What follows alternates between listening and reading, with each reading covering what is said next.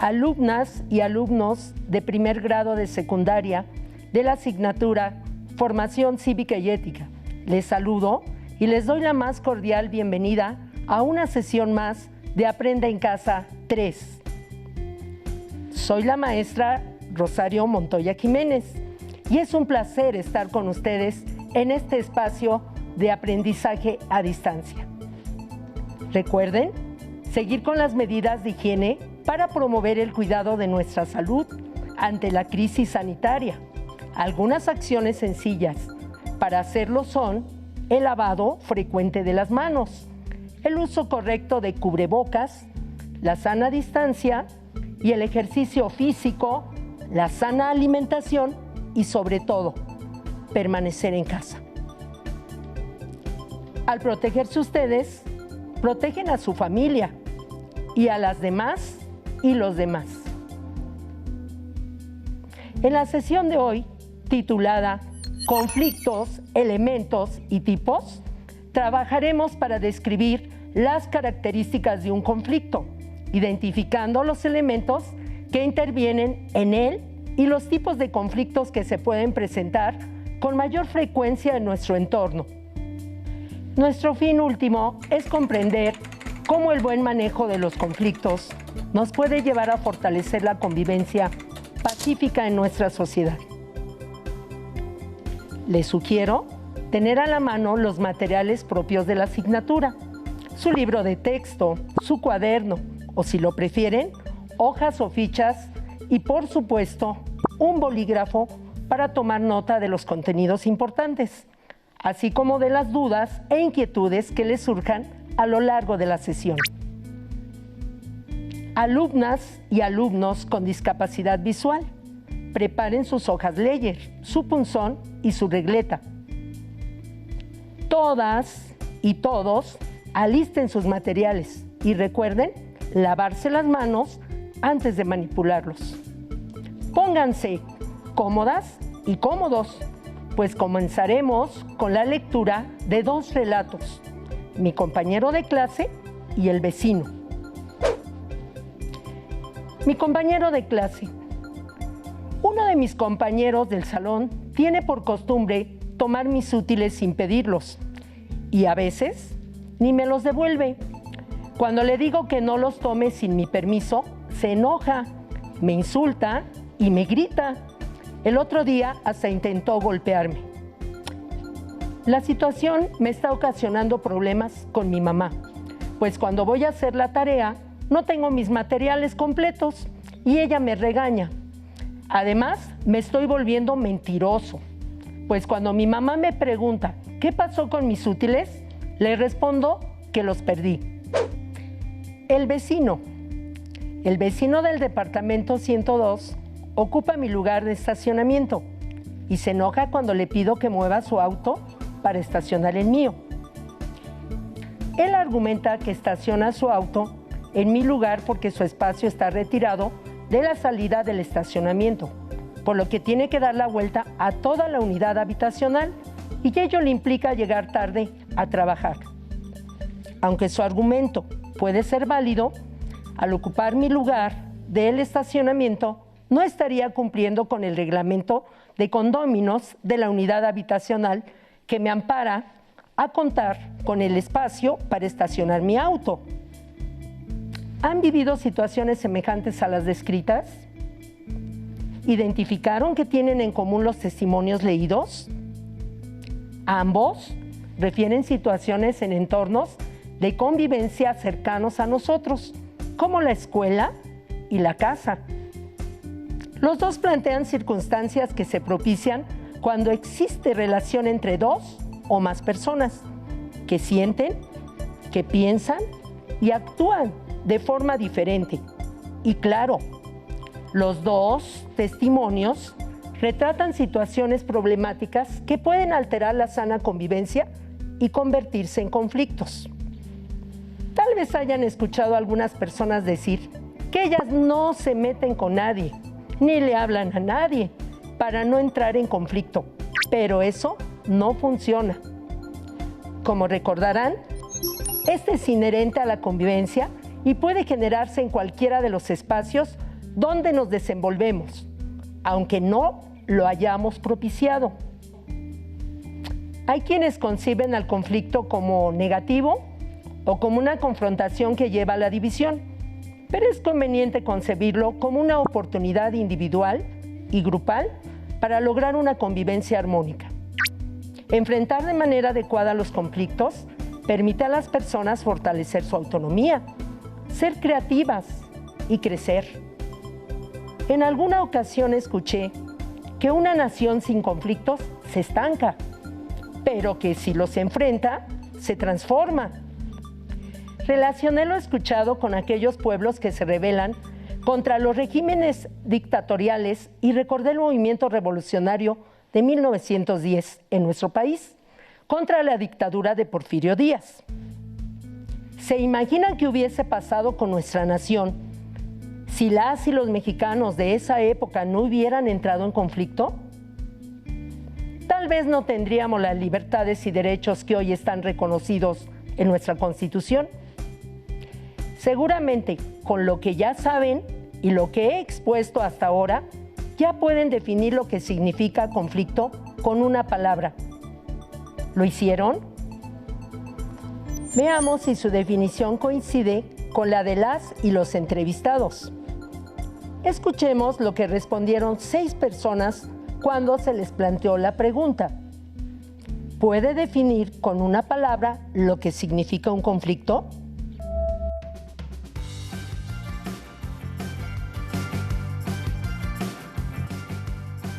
Desacuerdo. Discusión.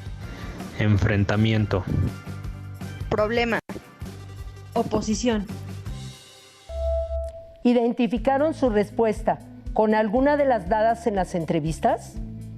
Es muy probable que así haya sido, pero para lograr una definición más sólida, tenemos que continuar nuestro análisis.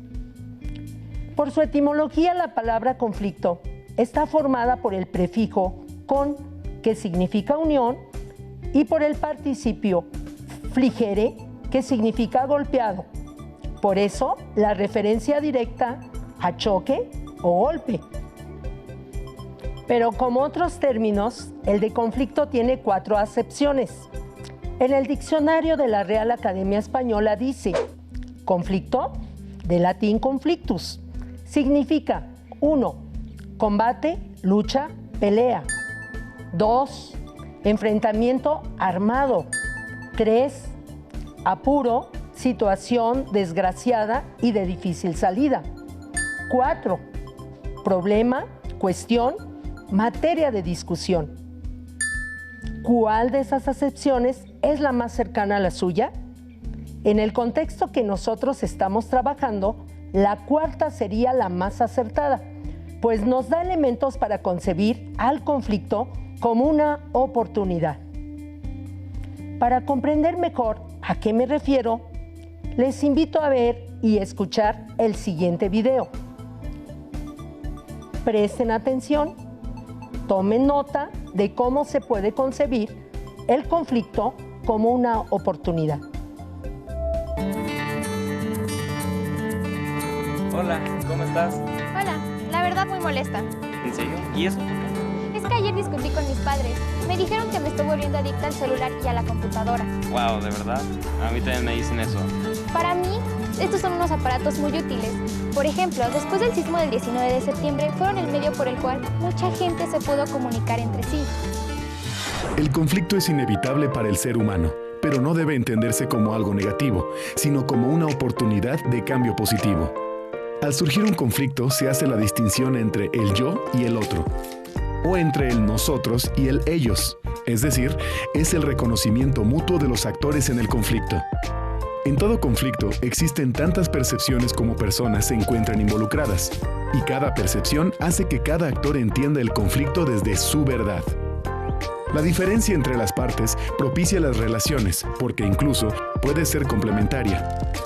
Sin embargo, para que exista un conflicto, en principio, debe haber diferencia. Si la diferencia no es suficiente, entonces, ¿por qué surgen los conflictos?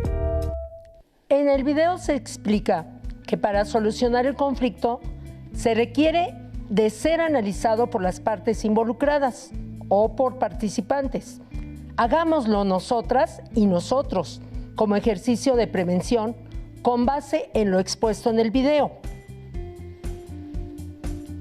¿Identificaron que el conflicto lo provocan las personas o actores? Claro, deben haberse dado cuenta de ello cuando se habló del yo y del otro, así como de nosotros y ellos. Resolver el conflicto nos implica reconocer que necesitamos de otros y otras, al mismo tiempo que ellas y ellos nos necesitan. Sin embargo, cuando no se valora la interdependencia, se corre el riesgo de generar relaciones de poder, donde siempre habrá alguien que quiera ganar y otra persona que pierde. Esta confrontación entre distintos puntos de vista es una de las características del conflicto. También pudieron percatarse de que se habla de las percepciones diferentes por los actores involucrados ante el problema. Se hace mención a ello cuando se explica que las partes hablan desde su verdad. ¿Ubicaron cuál es la condición para considerar que hay conflicto? Claro, la diferencia o desacuerdo entre las partes con respecto a un mismo asunto. Reflexionen en los testimonios que leímos al inicio del programa. ¿Ya situaron a los actores, las percepciones y las diferencias? En el video también se nos explica que el conflicto es inevitable y que para que sea una oportunidad de cambio positivo, debemos aprender a reconocerlo y a manejarlo. Es así que primero se piensa, luego se actúa. Les invito a ver y escuchar de nuevo el video. Tomen nota de las partes constitutivas de los conflictos. Los elementos básicos del conflicto son tres: el problema, las personas involucradas y el proceso. El problema. Analizar el problema nos permite entender un conflicto, y para entender la magnitud de este, debemos separar lo fundamental de lo accesorio, comprender sus causas, intereses o valores involucrados, y finalmente, verificar que los datos sean correctos. Por ejemplo, en el sismo de 2017, podemos identificar dos posturas encontradas en cuanto a formas y medios de comunicarse. Un sector de la sociedad se comunica a través de los medios tradicionales, TV, radio, periódico, y otros lo hacen mediante las redes sociales. Las personas involucradas. Se identifica a las partes involucradas, sin confundir a las personas, que son quienes representan el conflicto, con el conflicto mismo. Un sector de la sociedad argumenta que las redes sociales no reportan beneficios porque se usan solamente de manera negativa, mientras que el otro sector argumenta que el uso de las redes sociales debe aprovecharse por el potencial que tiene en diversas actividades de la vida cotidiana y en la vida académica, lo que nos permitirá conocer cómo es que los implicados se relacionan y valoran en esa situación. ¿Cómo es que las partes involucradas manifiestan sus sentimientos y emociones? ¿De qué manera estos sentimientos y emociones condicionan las percepciones que se tienen en torno al problema?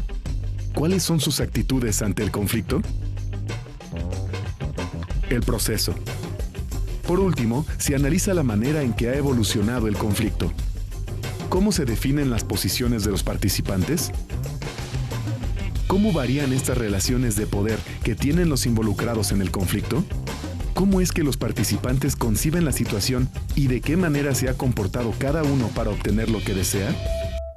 En el video nos proponen analizar el conflicto con base en tres componentes: el problema, las personas involucradas y el proceso.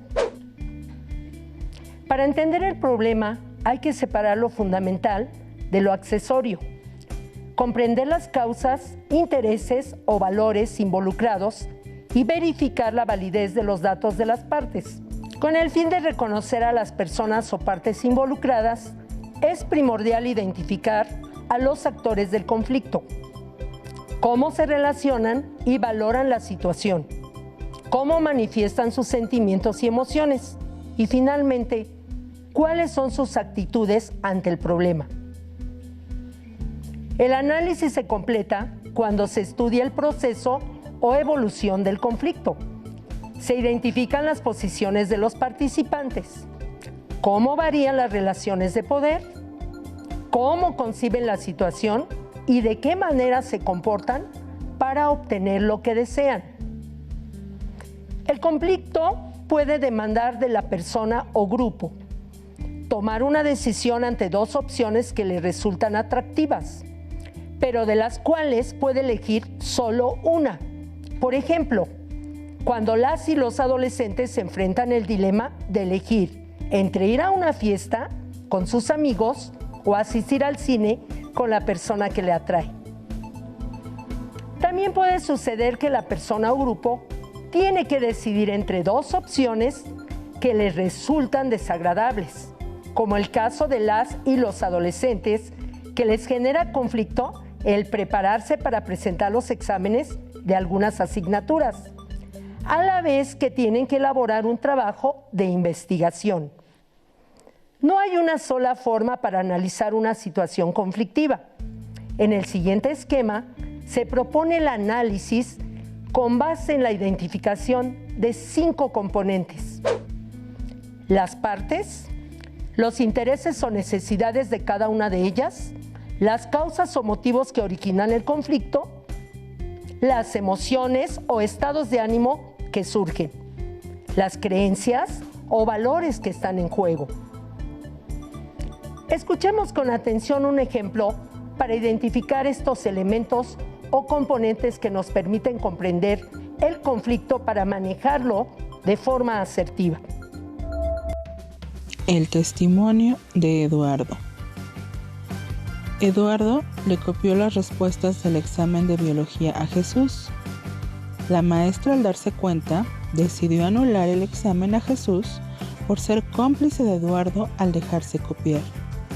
El examen tiene un valor del 50% de la calificación total y automáticamente Jesús reprobaría la materia. De acuerdo con el reglamento de la escuela, al reprobar la materia, Jesús perdería su beca. Él tiene miedo de defraudar a su madre, ya que ella no podría pagar la colegiatura completa. Además, tiene rabia, enojo, impotencia y tristeza, porque Eduardo no quiere decir la verdad, por lo que está muy angustiado. Por su parte, Eduardo está molesto con Jesús, porque le pidió que hablara con la profesora para que aclarara el asunto y pedir una oportunidad para ambos. Eduardo se niega, pues perdería la oportunidad de acreditar la materia y tendría que presentarla en periodo extraordinario. Como Jesús, no quiere defraudar a su mamá, a la cual le prometió que pasaría el examen.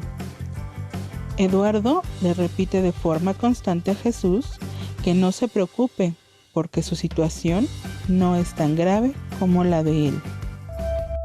La situación descrita no es ajena para aquellos que estamos en el espacio escolar. Utilicemos una tabla comparativa para su análisis. Comencemos por identificar si existe un conflicto o no. En este caso, la existencia es clara. Hay un problema entre Eduardo y Jesús, provocado por la divergencia o diferencia de intereses y valores. El primero se niega a decir la verdad, mientras el segundo considera que es la única manera de solucionar el problema. Eduardo y Jesús, las partes involucradas, tienen distintas perspectivas e intereses respecto del problema. Eduardo no dimensiona las consecuencias del conflicto como lo hace Jesús. Prioriza el interés personal sin importar que está dañando con su acción a otras personas y además ambos manifiestan emociones y sentimientos divergentes. Eduardo no se atreve a decir la verdad para no defraudar a su madre, sin considerar que con su acción estaría afectando a un compañero, mientras que Jesús tampoco se atreve a confrontar a Eduardo, pidiendo que diga la verdad a la maestra por temor a que se pueda enojar su compañero. Además de considerar que si la maestra habla con su mamá del conflicto, podría decepcionar a su mamá y por consecuencia se enojaría, pues estaría en riesgo de perder la beca. Las actitudes tampoco son las mismas. Jesús se muestra interesado en que ambos salgan beneficiados, mientras que Eduardo solo piensa en su beneficio. Un problema como el anterior se desenvuelve en la escuela, un espacio muy cercano para ustedes y para mí, pero no es el único escenario donde pueden presentarse problemas. Estos se pueden desarrollar también en la casa y fuera de ella, en ámbitos más lejanos que pueden afectar a más de 2 personas o grupos y comunidades. ¿Recuerdan alguna de las guerras que han estudiado en historia? De alguna manera, todas están relacionadas con conflictos de poder, de reconocimiento de derechos de diversos grupos sociales y se desarrollan en una comunidad, un país y hasta a nivel internacional. Es posible que hayan oído que uno de los conflictos más graves que hay en el mundo es el cambio climático, lo que ha generado temperaturas más cálidas, derretimiento de los glaciares, huracanes más peligrosos, cambios de los ecosistemas, desaparición de especies animales, entre otras consecuencias. Al respecto, ¿sabían que hay países que se niegan a cooperar con la comunidad mundial para impulsar acciones orientadas a detener las consecuencias generadas por el cambio climático, argumentando que podría afectar los intereses económicos de sus connacionales? ¿Qué piensan al respecto? Otro conflicto sería que cada vez más hay comunidades en el mundo que carecen de agua, uno de los recursos más valorados por los seres humanos y que hoy es considerado un derecho humano a nivel nacional e internacional. ¿Saben algo al respecto? En realidad los conflictos no los provocan la cantidad o calidad de este vital líquido, sino el modo en que se gobierna y administra, afectando a grupos o comunidades. Escuchemos el siguiente noticiero. Noticia de última hora. Crisis de agua. Esta mañana, habitantes y productores del departamento de Falcón en Venezuela cerraron la vía nacional para exigir al gobierno la regularización en el servicio de agua potable, ya que no la reciben desde hace un mes. La situación se agrava en tiempos de coronavirus en que los habitantes tienen que salir a llenar baldes y botellas para las necesidades básicas en el hogar. Reflexionemos un poco más respecto del conflicto, sus componentes y tipos de expresión. Escuchemos las voces de algunas y algunos adolescentes cuando se les preguntó qué conflictos conocen o viven con mayor frecuencia. He vivido con mis familiares, amigos y mi novia. Además, soy muy aficionada al fútbol, por lo que tengo enfrentamientos con los aficionados a otros equipos. El maestro de historia nos habló acerca del movimiento por los derechos civiles en Estados Unidos y el enfrentamiento constante entre blancos y afroamericanos. Estoy viviendo conflictos conmigo misma, pues no me acepto como soy. Además, no sé qué quiero y me cuesta trabajo decidir. En mi escuela hay conflictos entre mis compañeros y los de otros grados, porque estos quieren ocupar las canchas de fútbol y básquetbol, y aunque no les toca jugar, a veces de todos modos se apropian de las canchas. Conozco y vivo conflictos con los miembros de mi familia y mis compañeros de clase. Por lo que hemos trabajado hasta ahora y los ejemplos dados y escuchados, podemos concluir que no hay un solo tipo de conflicto, sino varios, como se muestra en el diagrama proyectado. Los hay intrapersonales o dentro de la persona misma. Ustedes se encuentran en una etapa llamada adolescencia y como recordarán en sus aprendizajes anteriores, en esta etapa surgen cambios físicos, fisiológicos, emocionales, sociales y afectivos, entre otros. En esta etapa de transición de la niñez a la vida adulta, andan en búsqueda de su identidad y autonomía, lo cual genera conflictos en la persona misma, al no aceptarse como es. Los hay interpersonales o que surgen entre 2 o más personas que tienen intereses, valores, creencias, ideas y perspectivas diferentes. Los hay sociales o comunitarios, nacionales e internacionales. A lo largo de la sesión definimos lo que es un conflicto, identificamos los elementos que lo constituyen y que los conflictos son diversos. Al respecto, es importante mencionar que los conflictos intrapersonales y los interpersonales no están separados. Lo que le sucede en la familia, con las amistades y la escuela, se refleja en los demás grupos de los que son parte: comunidad, vecindad, colonia o barrio, municipio, región, país, mundo y también viceversa. Lo que ocurre en el mundo, el país, el estado, el municipio, afecta la vida de las comunidades, las escuelas, los grupos de amigas y amigos, las familias y a las personas. Es momento de recapitular. Para reforzar lo aprendido, les pido completar el siguiente cuadro.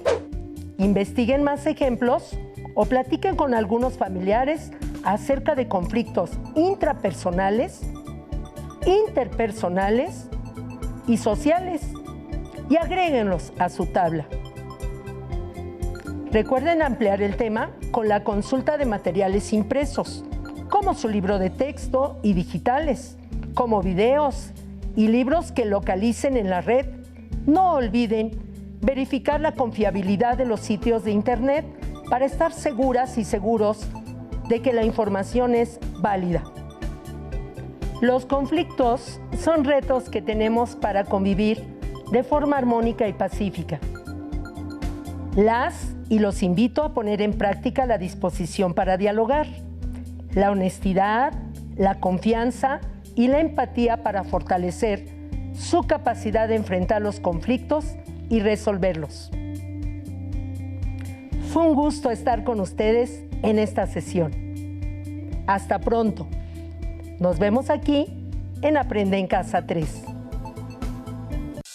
Si tienes dudas o necesitas ayuda, llama al Centro de Apoyo Pedagógico a Distancia. El número de teléfono para secundaria es el 55 36 01 71 23. Si requieres consultar los libros